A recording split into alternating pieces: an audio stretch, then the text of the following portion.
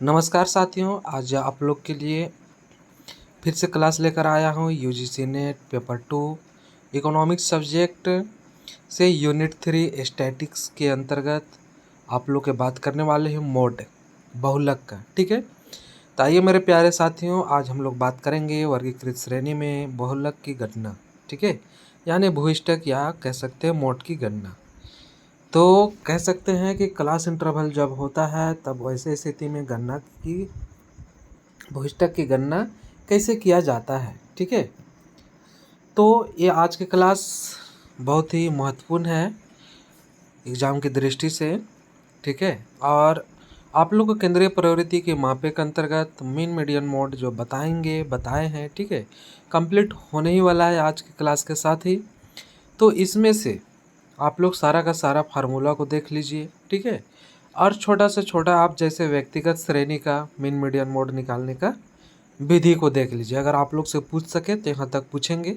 और साथ ही इसी क्लास में आज आप लोग को मैं आपका मीन मीडियन मोड में संबंध को बतलाएंगे, उसको पूरा याद कर लीजिए। इससे बाहर प्रश्न इस चैप्टर से नहीं आने वाले हैं, पर इसको आप करके जाइएगा 100% आपका तीनों क्लास मीन मीडियन मोड का। ठीक है, तो चलिए आइए मित्रों स्टार्ट करते हैं।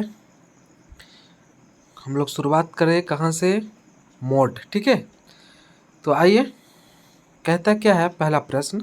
ठीक है, आप लोग को इसका फार्मूला पिछले क्लास में हम बदला दिए। ठीक है, फिर भी आप लोग को मैं इसमें बताऊंगा। सबसे पहले प्रश्न देख लेते हैं कि क्या कहता है। कहता है एक फैक्ट्री में, ठीक है, एक प्रश्न है, कहता है एक फैक्ट्री में मजदूरी का वितरण, ठीक है, मजदूरी का वितरण निम्न सारणी में दिया है। बहुलक ज्ञात कीजिए। एक फैक्ट्री है, ठीक है, एक फैक्ट्री है और वहाँ फैक्ट्री में बहुत सारे मजदूर जो है काम करते हैं। ठीक है, और उनका जो वितरण है, विभाग बांटा जो गया है, इस प्रकार यहाँ पर दिया हुआ है।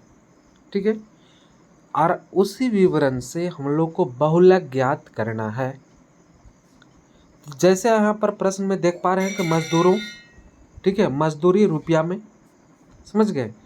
आपका वर्ग अंतराल क्या बताया जा रहा है कि 0 से 10, 10 से 20, 20 से 30, 30 से 40, 40 से 50, 50 से 60, 60 से 70।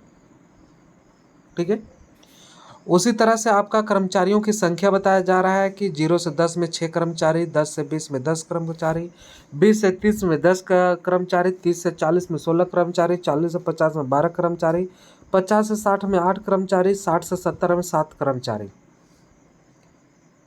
कर्मचारियों की संख्या है।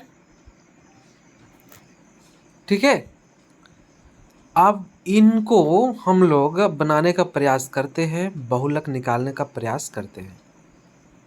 ठीक है, तो बहुलक निकालने के लिए सरल विधि वो क्या है सो देखिए। कहता क्या है कि सबसे पहले आप देखिए, अगर वर्गीकृत श्रेणी में आप बहुलक ज्ञात कर रहे हो, ठीक है, अगर फ्रीक्वेंसी दिया हुआ है तो ठीक है, और नहीं तो, ठीक है, अगर नहीं तो फिर आपको फ्रीक्वेंसी ज्ञात करनी पड़ेगी।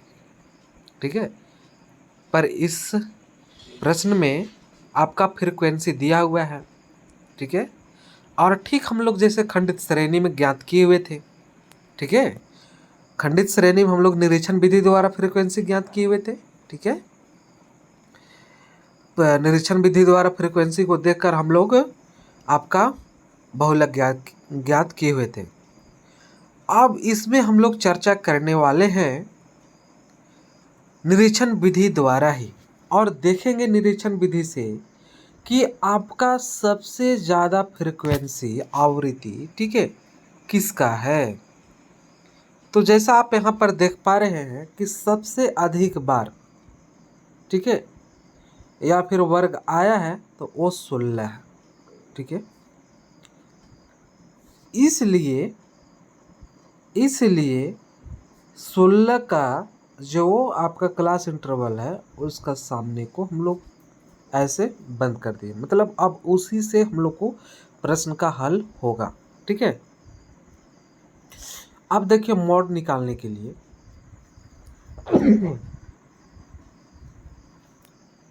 मॉड निकालने के लिए, ठीक है, हम लोग का जो फार्मूला है L1 plus F1 F0 by 2 into F1 minus F0 minus F2 into I, ये फार्मूला है।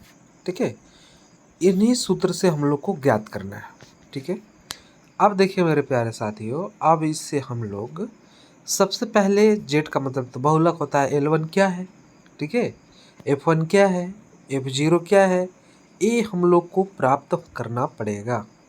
ठीक है, आप लोग को पिछले क्लास में बतलाए थे, फिर भी यहाँ पर आप लोग को मैं बतला रहा हूँ।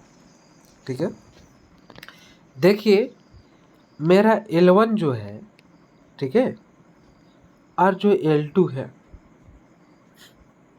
समझ गए, L1 और L2 जो है मेरा वर्ग अंतराल का प्रथम पद और द्वितीय पद है। ठीक है, L1 मेरा 30 है और L4 और L2 अब मेरा क्या है 40। आई निकालते हैं, आई का फार्मूला जो है L2 माइनस L1 बराबर 40 माइनस 30 बराबर 10 आ गया। ठीक है, अब हम लोग को आई प्राप्त हो गया, L1 30, ए भी प्राप्त हम लोग को फार्मूला में हो गया। F0 की बात किया जाए, सॉरी F1 की बात किया जाए तो F1 आप लोग को यहाँ पर दिया हुआ है, यानी कि फ्रीक्वेंसी को ही लेना है। तो F1 हो गया हम लोग का क्या क्या 16। ठीक है, इसी तरह से F0 की बात किया जाता है।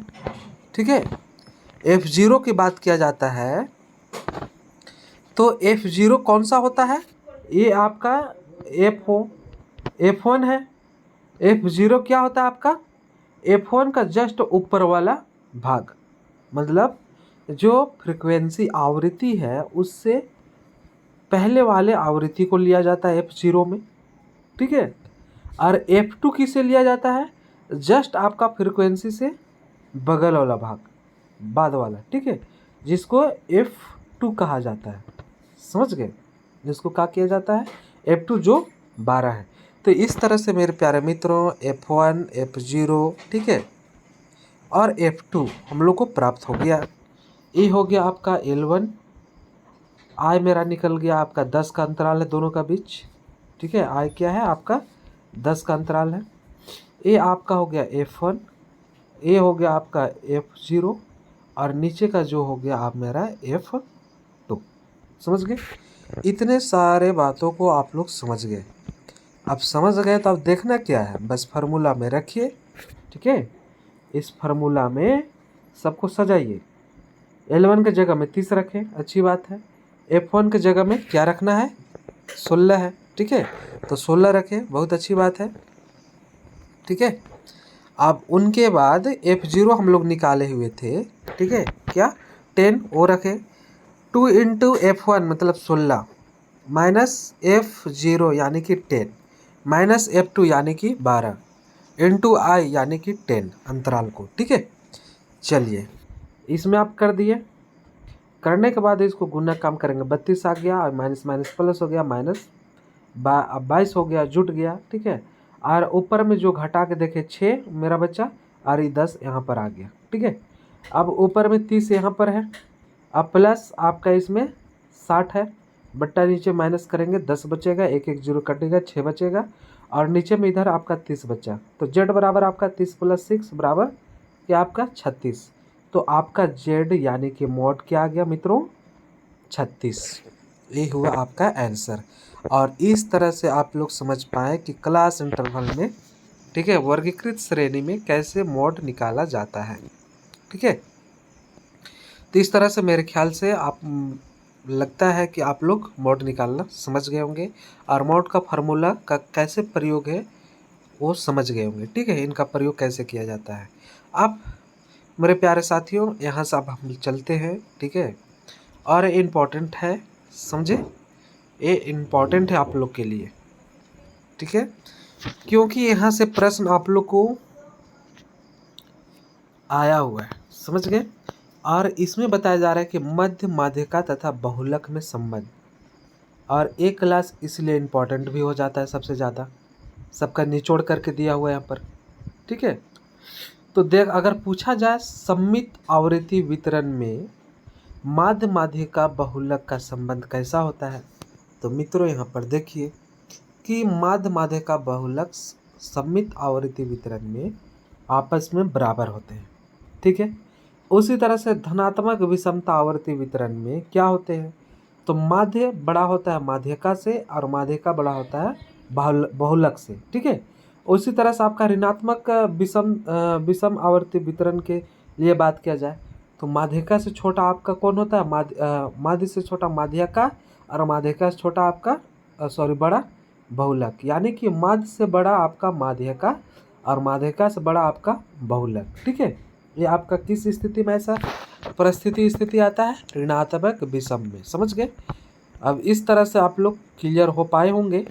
तो अब हम लोग चलते हैं कि साधारण असममितीय आवृत्ति वितरण के अंतर्गत के लिए प्रयोगसिद्ध संबंध निम्न प्रकार है। ठीक है, समझिए, मानो ये एक फार्मूला ही है। समझ गए, कहता है कि माध्य माइनस बहुलक बराबर अगर 3 से गुना कर दिया जाए माध्य माइनस माध्यिका का जो भी मान आएगा तो आपस में क्या होगा, मान बराबर होगा। ये भी कंडीशन है जिसको कई अन्य रूपों में लिखा जा सकता है, मतलब इसी स्थिति परिस्थिति को इसका अलग अलग रूप में व्यक्त किया जा सकता है। ठीक है, ये जो आप लोग ये फार्मूला को देख रहे हैं, ठीक है, इसी को अलग अलग रूप में दर्शाने का प्रयास किया गया। जैसे बहुलक बराबर, ठीक है, बहुलक बराबर क्या है आपका कि 3 इंटू माध्यिका, बहुलक बराबर क्या है 3 इंटू माध्यिका माइनस 2 माध्य।